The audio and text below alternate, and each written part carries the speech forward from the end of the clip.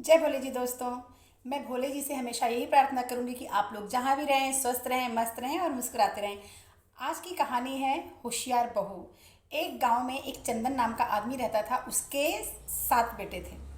उसके 7 बेटे थे। सातों बेटे और चंदन तीनों मिलके वहाँ के राजा के खेत में काम करते थे। राजा जितना भी अनाज देता था वो शाम को बनाते थे, खाते थे और सो जाते थे। और फिर वो दूसरे दिन फिर राजा के खेत में काम करने चले जाते थे। राजा जितना अनाज देता उतना ही बनाते।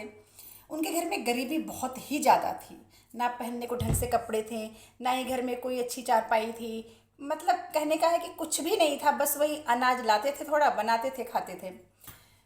तो उनके बगल में एक बुढ़िया रहती थी। उस चंदन के जो चंदन नाम का आदमी था उसके घर के बगल में एक बुढ़िया रहती थी। उसके पास अन्न धन अच्छी तरह से था। तो उस बुढ़िया ने आकर एक दिन बोला, चंदन तुम अपने बड़े बेटे की शादी क्यों नहीं कर देते हो? तुम लोग रोटियां कब तक पकाते रहोगे? तुम लोग अनाज लाते हो, थोड़ा सा पकाते हो, खाते हो, घर देखो कितना गंदा पड़ा है, सब कुछ अस्त व्यस्त है। तुम बड़े बेटे की शादी कर दो, आके सारा घर परिवार संभाल लेगी। तो चंदन ने बोला, उस माँ जी से चंदन ने बोला कि बड़े बेटे की शादी तो 2 साल पहले हो चुकी है। तब बुढ़िया ने बोला, तुम लोग महाबेवकूफ़ हो, मूर्ख इंसान हो क्या? जब तुम्हारे बड़े बेटे की शादी हो चुकी है तो तुम उस बहू को घर में क्यों नहीं ला रहे हो? तुम लोग रोटी क्यों बना रहे हो? बहू आएगी, रोटी पका के देगी, घर की साफ सफाई रखेगी, हर चीज़ सुखी संपन्न रहेगा। औरत से ही घर बनता है।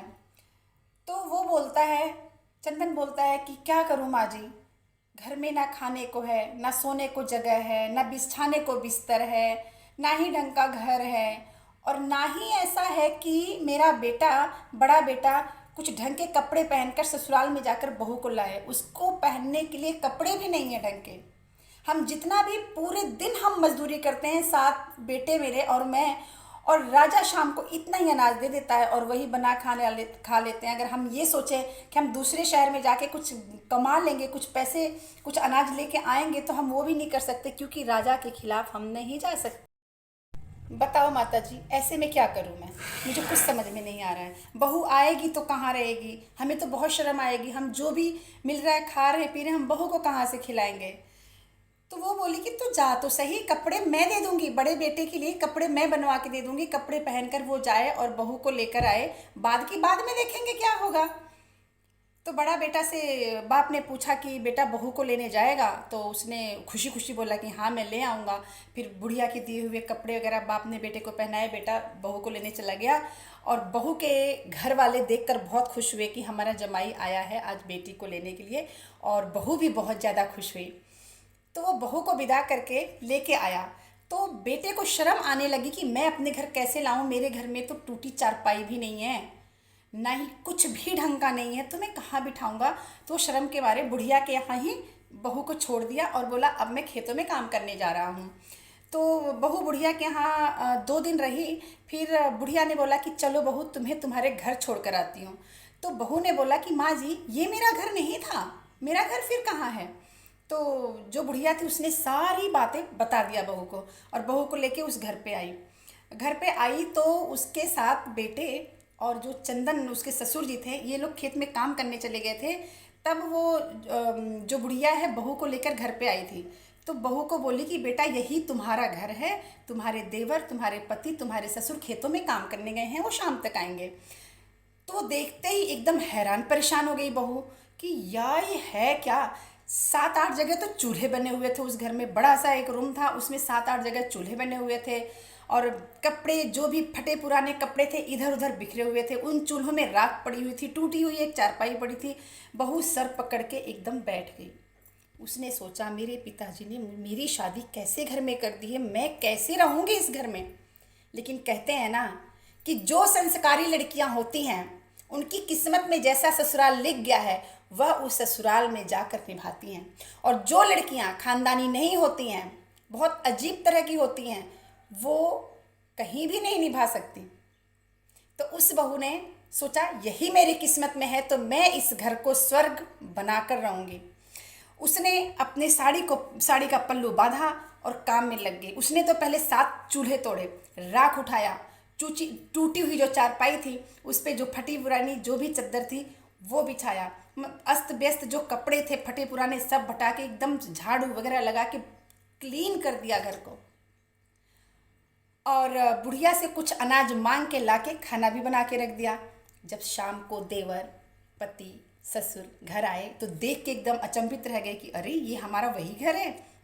देखा उन्होंने तो बहू बैठी है और साफ सफाई खाना वाना बना हुआ। बहू ने कुछ भी नहीं बोला फालतू, उसने कुछ भी उलाहना नहीं दिया कि आप लोग कैसे हो, तुम गरीब हो, मैं कैसे रहूँगी, कुछ भी नहीं कहा।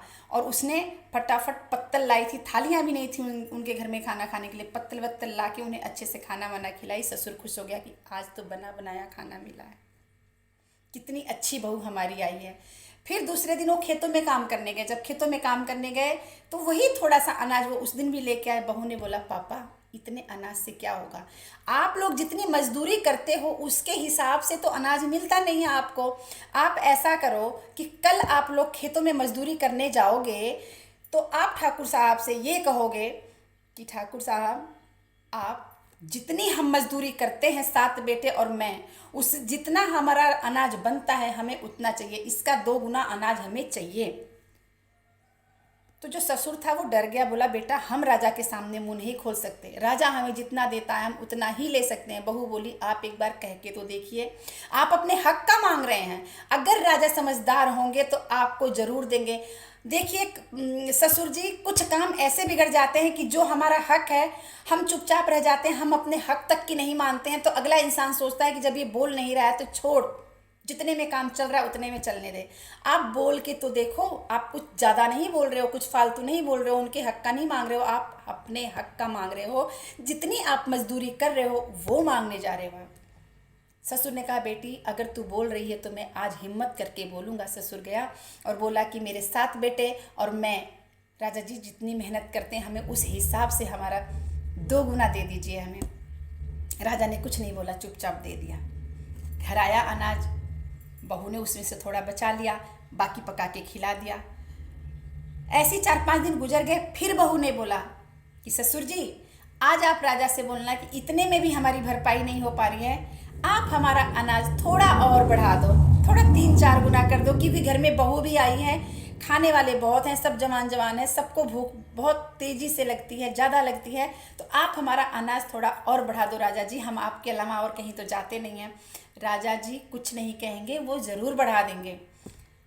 डरते डरते ससुर ने कहा बहू हमारी समझदार है, बात तो इसकी माननी ही पड़ेगी। और गया और राजा जी से बोला, तो राजा जी ने फिर से अनाज बढ़ा दिया। कुछ नहीं बोला, राजा जी बढ़ा दिया और अनाज बढ़ा के दिया। तो ऐसे ही चलता रहा 5-6 महीने तक। जब ऐसे ही चला, बहू क्या करती थी कि अगर ज़्यादा अनाज है तो उसमें से थोड़ा अनाज रोज रोज रोज रोज बचा के रख लेती थी। जब ज़्यादा अनाज हो गया तब अपने ससुर से बोली कि ये जो 7 भाई हैं इनको बोलो कि राजा के खेतों में काम करने जाएं और आप खेत में काम करने मत जाओ, आप बाजार जाओ, वहाँ कोई दुकान देखो और वहाँ पे जाकर बहुत सारा अनाज घर में पड़ा है वहाँ जाकर बेचो। ससुर ने कहा बेटी अनाज कहाँ से आया? बहू ने कहा पापा जी मैंने धीरे धीरे करके बहुत सारा अनाज बचा लिया है, आप जाकर वहाँ मार्केट में बेच कर आओ। ससुर ने कहा बेटी तुम धन्य हो, तुम तो हमारे घर की बहुत बड़ी लक्ष्मी हो। वही अनाज हम खाते थे तो हमें पेट भरने तक को नहीं होता था, आज तुम बेचने के लिए बोल रही हो। ससुर खुशी खुशी गया, बेचा, अनाज बिका, उसका पैसा मिला, उस पैसे से अनाज खरीदा। ऐसे करते करते उनकी अच्छी खासी मार्केट बन गई, अच्छा खासा सब कुछ बहुत अच्छा चलने लगा। तो एक दिन बहू ने बोला कि ससुर जी जब आप अनाज बेच के आते हो और लड़के भी, जो लड़के थे साथ वो भी राजा के यहाँ काम करना छोड़ दिए, वो भी अपना काम जमा लिए, बिजनेस जमा लिए, वही उसी थोड़े से अनाज से कितना से कहाँ बढ़ गया। तो ससुर से बहू ने बोला कि ससुर जी जब आप शाम को घर आते हो तो खाली हाथ मत आया करो, आप चलते चलते रास्ते में आपको जो कुछ मिले वो उठा कर लाया करो। ससुर ने कहा ठीक है बेटी। तो उसे कागज मिल जाता, लकड़ी मिल जाता, लोहा मिल जाता, जो भी मिलता ससुर बहू के कहे अनुसार उठाकर लेकर घर आता और बहू एक कमरे में उसे जमा करती रहती थी। एक दिन ससुर आ रहा था तो रास्ते में देखा उसे कुछ मिल ही नहीं रहा है, तो उसने देखा मरा हुआ सांप पड़ा था। उसने सोचा बहू बुरा मानेगी, जब उसने ये बोला है कि रास्ते में कुछ भी पड़ा हो ससुर जी उठा के लाना, तो उसने क्या किया, लकड़ी पे उस सांप को लटकाया और घर लेकर गया। बहू से बोला, बहू आज कुछ नहीं मिला, आज यही रास्ते में मिला था और तूने कहा था कि कुछ भी मिले रास्ते में लेके आना, तो आज ये मरा सांप मिला है, मैं इसको लेकर आया हूँ। बहू बोली, हे भगवान, आपने क्या किया, आप सांप मरा हुआ लेके आए हो। एक काम करो ससुर जी, हर चीज़ किसी ना किसी चीज़ के उपयोग में आती है, आप ऐसा करो कि इस सांप को छत पे फेंक दो। ससुर ने सांप को छत पे फेंक दिया। क्या हुआ कि ससुर ने सांप को छत पे फेंक दिया और रानी, जो राजा की रानी थी, वो छत पे टहल रही थी और उनका हार गिर गया। हार गिर गया, वो नीचे आ गई और चील उड़ के आई और कुछ खाने की चीज़ समझ के हार उठा कर लेके उड़ रही थी और उस जो 7 बेटे और चंदन थे उनकी छत की तरफ से उड़ रही थी। जैसे ही उसने मरा सांप देखा, हार को छोड़ दिया छत पे और सांप उठाकर लेके चली गई। बहू जब घूमती फिरती छत पे आई, उसने देखा 9 लखा हार पड़ा है। वो एकदम खुशी के मारे पागल हो गई कि ये हार कहाँ से आया। फिर दिमाग वाली तो बहू थी ही, उसने दिमाग लगाया कि मरा सांप तो दिख नहीं रहा है, शायद कोई चील कौवा आया है, उसकी चोंच में ये हार रहा हो, यहाँ छोड़कर और सांप लेकर चला गया। वो उसने हार मिला है करके किसी को भी नहीं बताया घर में। और दूसरे दिन राज्य में, पूरे राज्य में हाहाकार मच गया कि रानी का हार चोरी हो गया, शायद कोई चील वील लेके उड़ गया है, किसी को अगर हार मिलता है तो बता देना। पूरा हाहाकार मच गया और चंदन के घर में भी बातें होने लगी कि रानी का हार गिर गया, कहाँ गया कहाँ गया। तो बहू ने किसी को घर में नहीं बताया। बहू ने अपने पति से बोला, नहीं, बहू ने अपने ससुर से बोला कि ससुर जी, आप राजा के दरबार में जाओ और वहाँ जाकर बोलो कि राजा जी, मुझे पता है कि हार कहाँ है और आप ये बोल देना कि जो आपके घर के बगल में कूड़ेदान है वहाँ पे आपका हार है। तो ससुर डर गया, बोला, बहू तो ये क्या बोल रही है, हार के बारे में हमें कुछ पता नहीं है, मैं कैसे जाके झूठ बोलूँ कि कूड़ेदान में हार है, अगर नहीं मिला तो मेरा गला कटवा देंगे राजा। तो बोली, मुझ पर विश्वास करो और आप जाओ बोल के आओ। ससुर अड़ गया, बोला, मैं नहीं बोलूँगा। बहू बोली, जब मैं आपको बोल रही हूँ कुछ नहीं होगा, मुझ पर विश्वास करो, आप जाकर बोलो। तब इतना फोर्स करने पे ससुर ने बोला, ठीक है बेटी, जब तू कह रही है तो मैं जा रहा हूँ, आज तो तय है मेरा गला राजा के हाथों कटना, जा रहा हूँ, तेरा कहना भी मानना जरूरी है। तो जब वो गया और बोला, राजा जी, मुझे पता है कि रानी जी का हार कहाँ है। जब ससुर वहाँ गया तो रानी, वो जो बहू थी, वो एक दिन पहले अंधेरे में जाके उनके कूड़ेदान में हार छुपा कर आ गई थी और घर में किसी को नहीं बताया था कि उसे हार मिला है। तो बोला जाके कि राजा जी, मुझे ये पता है कि रानी का हार कहाँ है। राजा अचंभित रह गए, बोले, तुम्हें कैसे पता है कि रानी का हार कहाँ है, साबित करो। तो उसने बोला कि रानी का हार आपके पीछे जो कूड़ेदान है उसके अंदर पड़ा हुआ है, आप जाकर देख लीजिए। तो उन्होंने सैनिक को भेजा, खुद गए तो रानी का हार वहाँ पड़ा हुआ था। तब राजा ने बोला, चंदन, तुम तो कोई जादूगर हो, तुम्हें कोई विद्या आती है, सारा जो हमारी जो प्रजा है सबने मिलके हार ढूंढा, कहीं किसी को नहीं मिला और तुम्हें हार मिला भी नहीं था। तुम इतने बड़े ज्योतिष हो कि तुम्हें कहाँ से पता चल गया कि हार कूड़ेदान में है।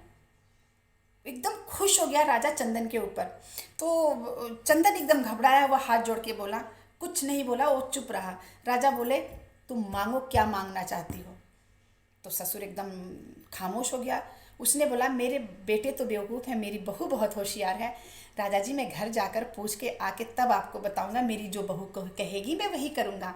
ससुर घर आया और बहू से बोला कि बेटा, ऐसी ऐसी बात हुई है, तूने जो बोला था वही हुआ और कूड़ेदान में रानी का हार मिल गया। तो अब राजा ने मुझे बोला है कि जो मांगना है वो मांग सकते हो। तो बेटा मेरी बच्ची, अब क्या करना चाहिए मुझे। तो बहू ने बोला कि आप राजा जी से जाके बस इतना बोल दो कि हमें कुछ नहीं चाहिए, बस हमें इतना चाहिए कि धनतेरस से लेकर दीपावली तक पूरे राज्य में और यहाँ तक कि राजा के भी घर में एक भी दीपक नहीं जलना चाहिए। तो ससुर ने बोला, तुझे पता है तू कितनी बड़ी बात बोल रही है, मैं नहीं बोल सकता ऐसे। उसने बोला, आप तो कुछ नहीं मांग रहे हो ना, और आपको राजा ने बोला है कि जो मांगना है मांग सकते हो, तो आप इतनी सी चीज़ जाके मांग लो। तो गया, बोला कि राजा जी, ज़्यादा कुछ नहीं, मुझे बस यही चाहिए कि मेरी बहू ने कहा है धनतेरस से लेकर दीपावली तक राज्य में और यहाँ तक कि राजा घर में भी कोई दिया नहीं जलना चाहिए। राजा ने कहा, ये कौन सी बहुत बड़ी बात है। ठीक है, हम आपकी मांग पूरी कर देंगे। तो यही हुआ कि धनतेरस से लेकर दीपावली तक किसी के घर में दिया नहीं जला, हर जगह अंधेरा था। सिर्फ उस बहू के घर में दिया जला, उसने अच्छे से सारा दिया जलाया, दीपावली मनाई। जब लक्ष्मी जी के वहाँ भ्रमण करने का टाइम आया तो लक्ष्मी जी ने रिद्धि सिद्धि से पूछा कि क्या बात है, पूरे नगर में अंधेरा क्यों है। तो रिद्धि सिद्धि ने पता करके बताया कि लक्ष्मी मैया ऐसे ऐसे हुआ है और राजा के घर में और प्रजा में कहीं दीपक नहीं जल रहा है, दीपक सिर्फ उस बहू के घर में जल रहा है। फिर लक्ष्मी जी वहाँ उसके घर में आई और वहाँ बैठ गई और बोली कि यहाँ उजाला है और मैं यहीं रहूँगी। और रात को सपने में बहू को दिखाया कि अब मैं तेरे घर में वास करने लगी हूँ और मैं हमेशा तेरे घर में ही रहूँगी। बहू की नींद खुली हल्की सी तो उसने देखा, आँख खुलते ही देखा कि वो झोपड़ी जो थी महल बन रखी थी, हीरे चांदी सोना जवाहरात गाड़ी बंगले सब कुछ हो रखा था, सब कुछ था। सब लोग घर वाले उठ के खुशी के मारे एकदम अचंभित हो गए कि ये हुआ क्या है। फिर ससुर ने बोला कि बहू तुम तो सच में कोई जादूगर नहीं हो, या तुम्हारे पास इतना दिमाग कहाँ से आया है, देखो हम आज क्या से क्या हो गए। तो बहू बोली ससुर जी अभी एक काम बाकी है, अभी राजा जी का गुस्सा झेलना बाकी। राजा कहेंगे कि तुमने हमारे घर में अंधेरा क्यों रखवाया, इसलिए आप जाकर उनसे बोलो कि किसी पंडित ने बताया था कि बहुत बड़ा ग्रह नक्षत्र बहुत बड़ा था, इसलिए उस ग्रह को टालने के लिए बहुत बड़ी विपदा आने वाली थी राज्य पे प्रजा पे और राजा पे। उस ग्रह को टालने के लिए एक दिन पूरे प्रजा में और राजा में अंधेरा रखना पड़ा, इसलिए सब लोग सही सलामत हैं। तो जाके जो चंदन था उसने ऐसे ही बोला और राजा मान गया उस बात को, क्योंकि हार के बारे में उसने बताया ही था पहले। तो इस कहानी का मतलब ये है कि घर में एक आदमी भी अगर बुद्धिमान है तो घर बहुत अच्छी तरह से चलता है, और अगर सारे ही बेवकूफ़ हैं, बहू के आने से पहले 7 बेटे और बाप सब बेवकूफ़ थे तो घर नरक बना हुआ था। और जैसे ही बहू आई अपना दिमाग लगाई और पूरा घर सुखी संपन्न हो गया। तो बहू हो तो ऐसी हो। इस पूरी कहानी सुनने के लिए आप लोगों को बहुत बहुत धन्यवाद, और मैं ऐसी कहानियाँ और भी आगे सुनाती रहूँगी। चलिए कहानी सच्ची या झूठी है जो भी है, लेकिन इस कहानी से शिक्षा आपको बहुत मिली होगी कि एक औरत अगर ढंग से चले तो गरीब को भी अमीर बना सकती है। जय भोले जी।